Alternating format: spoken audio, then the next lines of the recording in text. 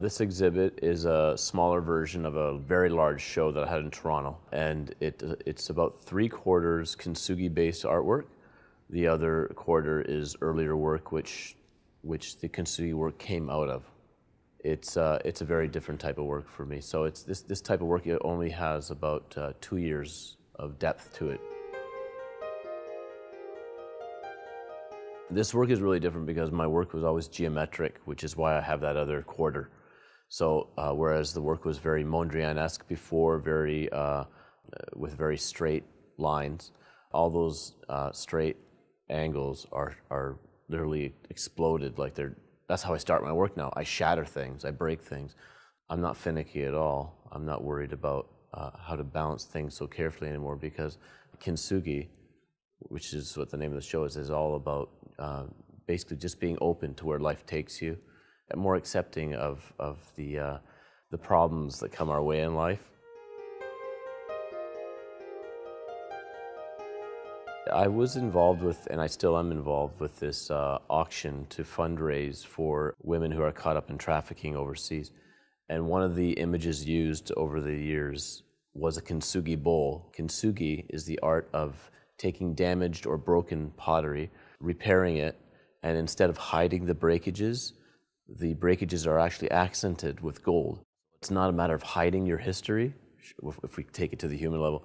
It's a matter of being honest about your history and understanding and admitting that our history goes into making us who we are. And that wholeness is possible only when we pick up the pieces and make something new with our life and keep on moving. Don't stay broken.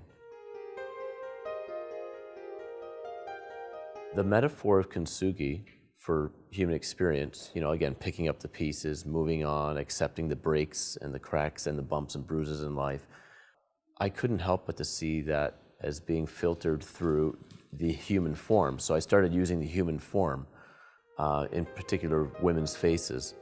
I also look at the expressions I chose to use. You're not sure if these women are in agony or in ecstasy. And my answer would be yes to both, because those images to me are like my summary of the experience of life. You walk this fine line between agony and ecstasy.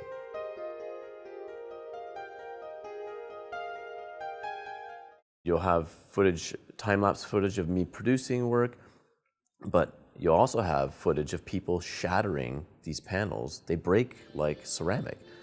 And then people like my daughter putting things back together like a puzzle. And then I take it from there, and you'll see step-by-step footage, as well as some interesting play of words and music. And so there's a lot of videos and some still shots. I think it's wonderful because you get to see what happens behind the scenes. The Kintsugi work and the philosophy that it falls within in Japanese tradition and so on, I've only scratched the surface. There's so many more ripples to explore.